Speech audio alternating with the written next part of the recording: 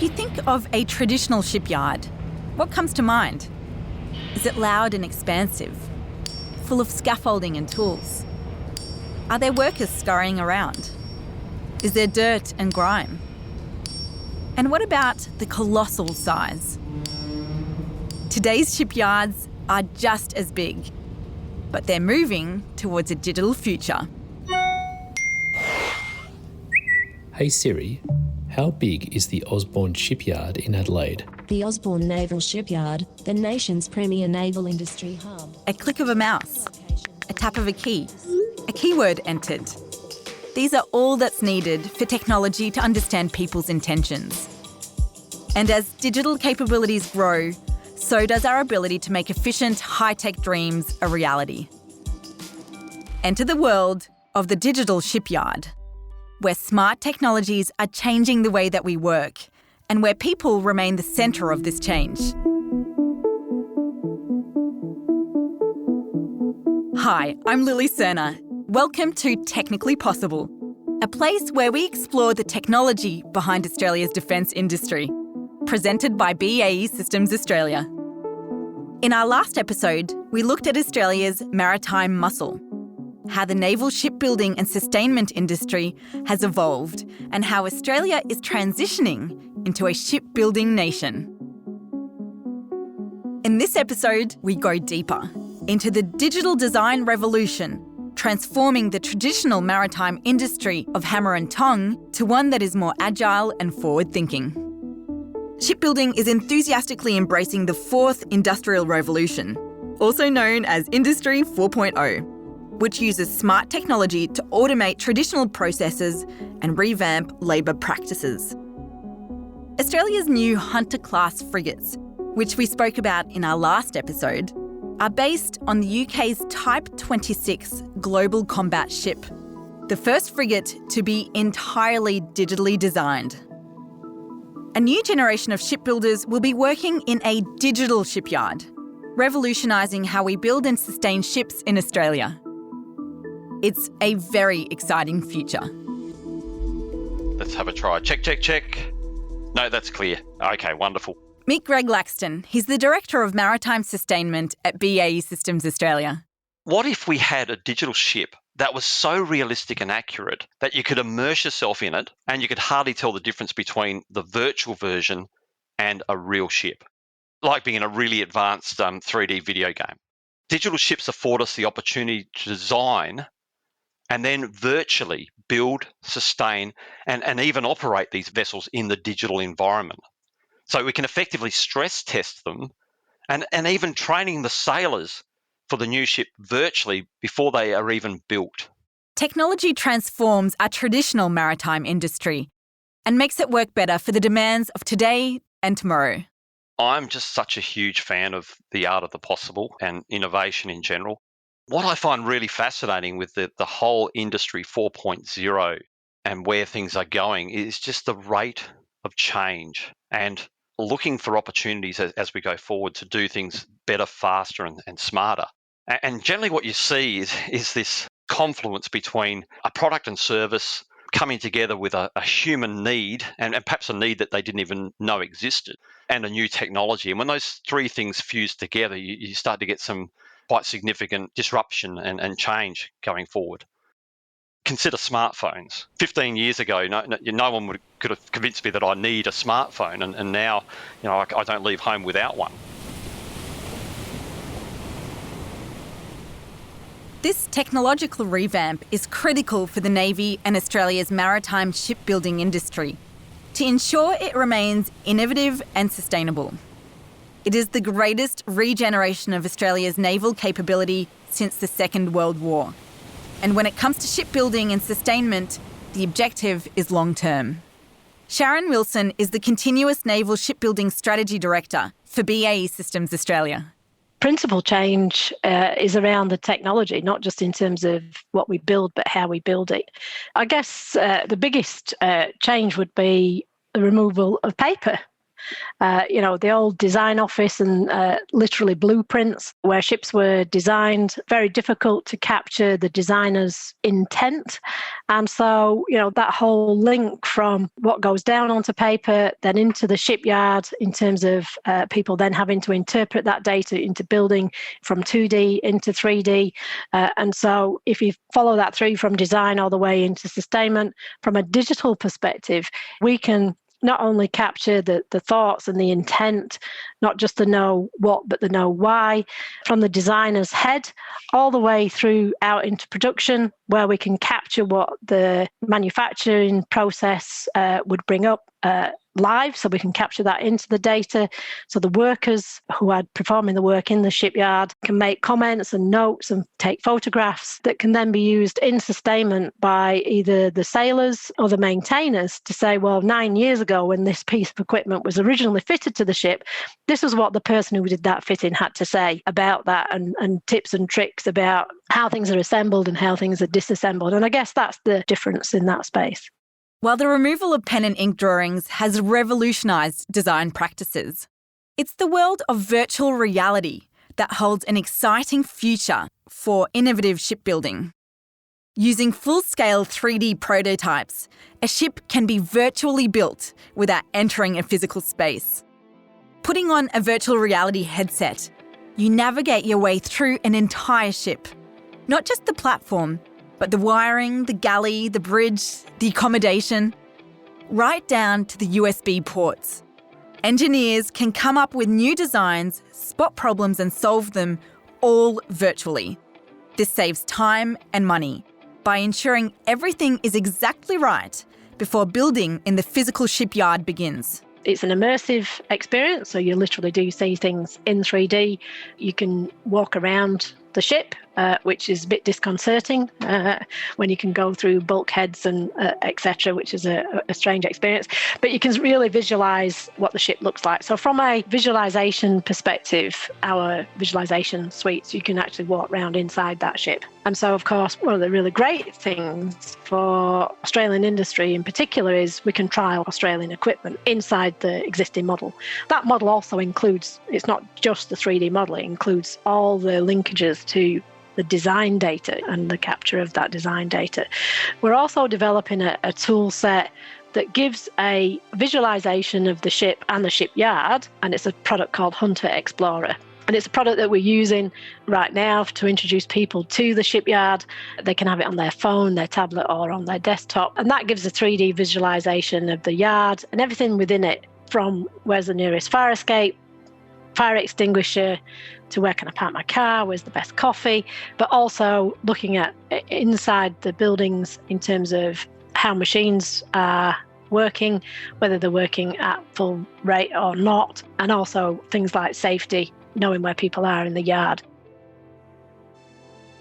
The importance of being able to work in the virtual space was amplified in 2020 when the COVID-19 pandemic hit. Larissa Stetsenko is Associate Professor in Project Management at the University of South Australia. There were significantly increased lead times for critical equipment and prime subsystems, and also disruptions of supply of materials and components for major defense programs. But also in terms of staff mobility and personal exchange due to travel restrictions and border closures. For the last few years, Larissa's research has been in supply chain integration and resilience. COVID-19 had a number of effects on the maritime industry, and in particular for small to medium-sized enterprises, or SMEs. Personnel coming from overseas could not come to deliver hands-on services, face-to-face consultations, specialized training in complex and dangerous environments. Trade shows and exhibitions were cancelled, and also quarantine times. And there was disruption where lead times increased from 2 weeks to up to 50 weeks, and prices have risen up to 10 times. And as we know, that cascading effects of manufacturing lockdowns in Asia and Europe was coupled with social distancing and travel restrictions, which have caused economic losses and disruptions that we continue to experience. So that was a real challenge. The effects of the pandemic were felt globally and further highlighted the need for industries to be agile and fit for the future. For the maritime industry, having a space where people can work on a ship without being physically in it is more important than ever. Greg Laxton explains how it's not only the building phase where technology holds the advantage for ships. It's also in sustainment, the work that is done to keep ships in peak condition over the many years of their life. So digital sustainment in many ways will enable us to work better, faster and smarter. And one example is from the design phase of an upgrade.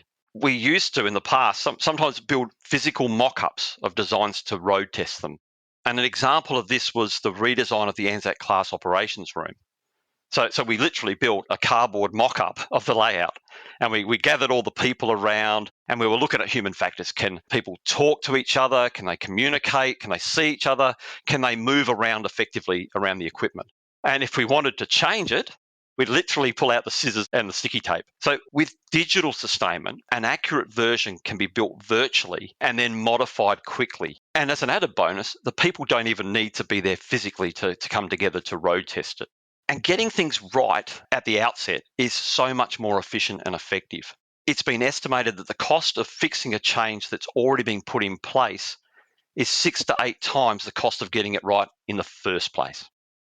A digital sustainment system offers intelligent solutions, where a vessel can report on its own performance and maintenance needs through technology, relaying information via a central data system to those who need it. So one of the things that's changing is the ability to make sense of large amounts of data. Modern ships, they've got hundreds of systems, and each in turn has got many sensors, so all spewing out copious amounts of data. What digital sustainment offers, particularly through AI, is the ability to analyse and make sense of the data so we can actually optimise and harmonise the operation of all those systems on the ship to maximise capability. And from a sustainment point of view, we can predict now with accuracy when things need to be maintained and repaired. This enables better planning so that any operational impact of taking systems offline for maintenance and repair is minimised. Computers entered the maritime industry in the 1960s, when a mainframe filled an entire room. Since then, computers have become much smaller and technology better integrated. This interconnectivity is critical for the development of a mature industry. It can be seen already in the system-to-system communication used between things like drones and piloted aircraft, or ships and their missiles. You can also see it in the communication between physical objects, what's called the Internet of Things. This is where objects are embedded with sensors, software and other technologies for the purpose of connecting with other devices over the internet. Like when you program your home aircon via your phone. We can then actually optimise how we use the ships, how we operate the ships, and we can also predict with quite a lot of accuracy when things are likely to break down or when they need maintenance and intervention. That also means that we don't have to take the ship offline as often as we would have in the past, because we've got a clear idea of when things actually need the attention rather than just basing it on time. According to Sharon Wilson, this connectivity extends beyond shipbuilding and into other industries. The key thing that we're doing there is we're making sure that we're using equipment and technology that's in use in other industries. We're pulling a lot on existing technologies that's in logistics businesses, that's in mining, oil and gas, and applying them into shipbuilding technologies. If we look to the future, future of manufacturing in Australia, then the capabilities around Industry 4, which is really what we're talking about from a digital perspective, using the shipbuilding program to leverage our supply chain and our industry forward in terms of advanced manufacturing is going to reap many benefits, not just in shipbuilding, but across advanced manufacturing, full stop.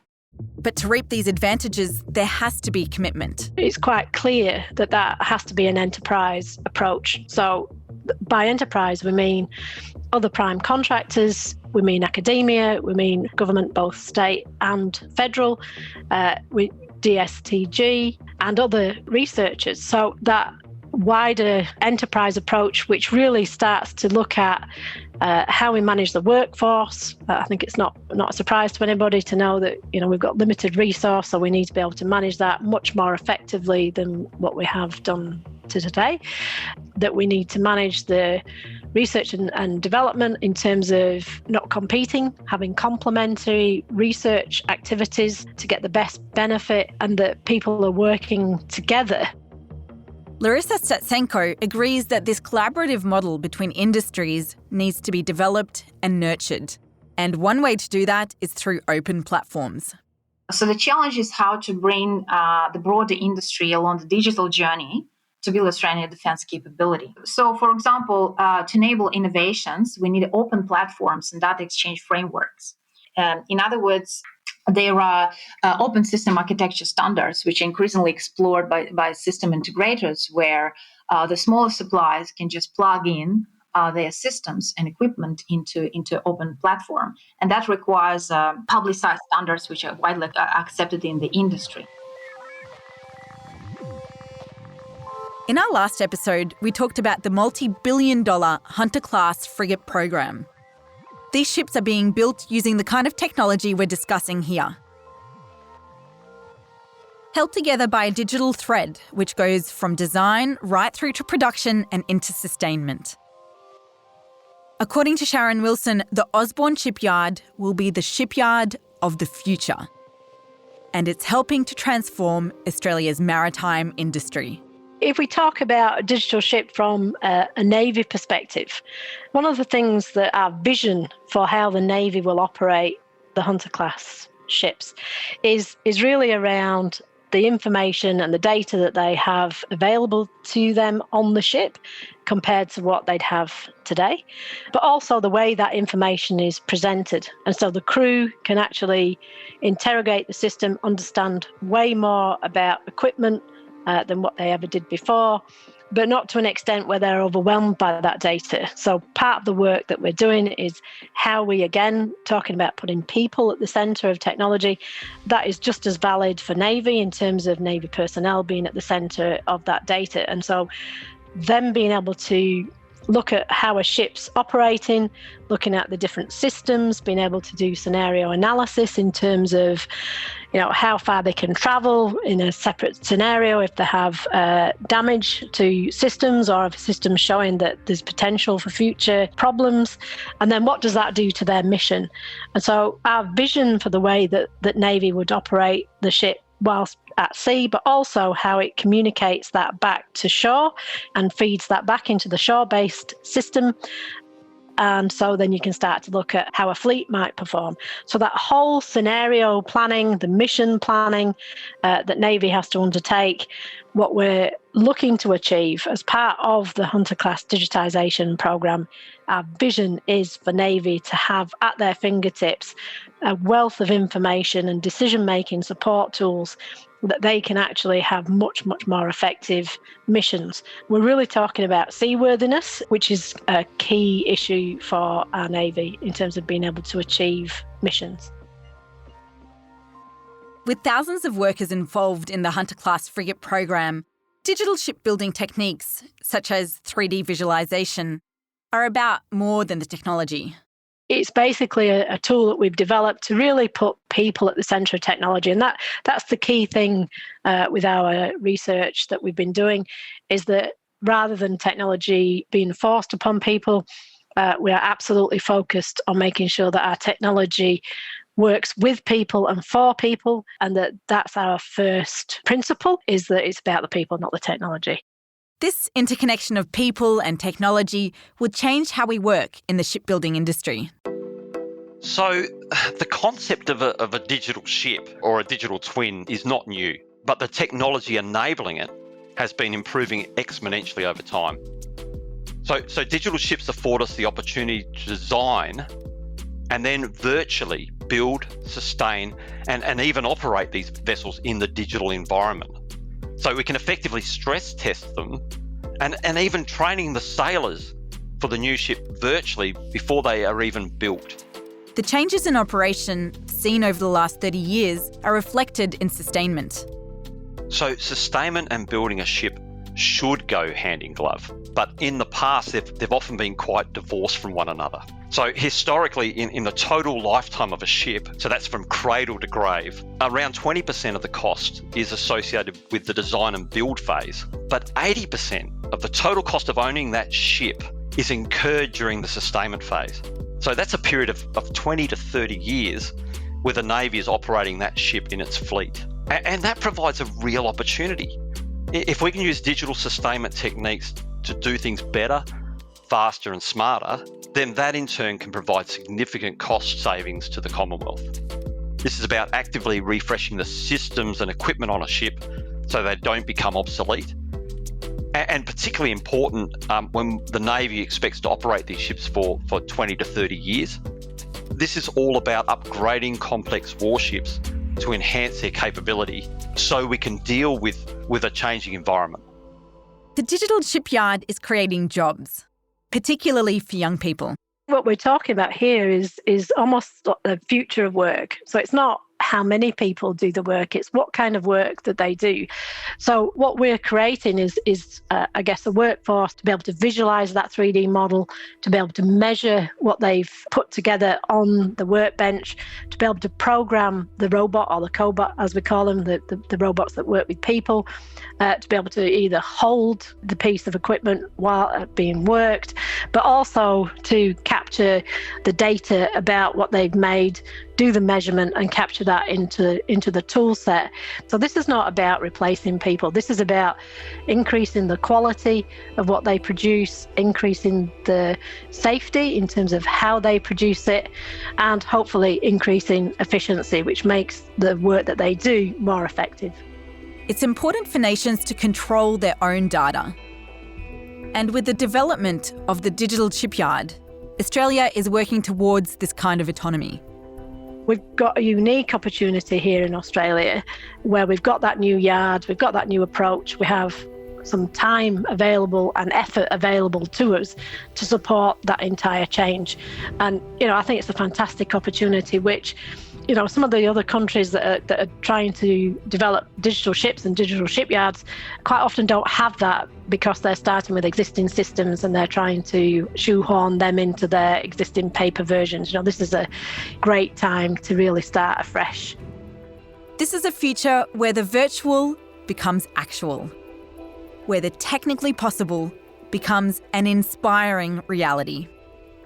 Technology and data are truly revolutionising the way that we live and work, and I can't wait to see what's next. Thanks to all our guests who spoke to us for this episode of Technically Possible. If you haven't listened already, you can find all previous episodes of Technically Possible on your favourite podcast player. And let us know what you think. Find us on social media at BAE Systems Australia. Or drop an email to tppodcast@baesystems.com. Technically Possible is produced by BAE Systems Australia and Audiocraft. Music by Epidemic Sound.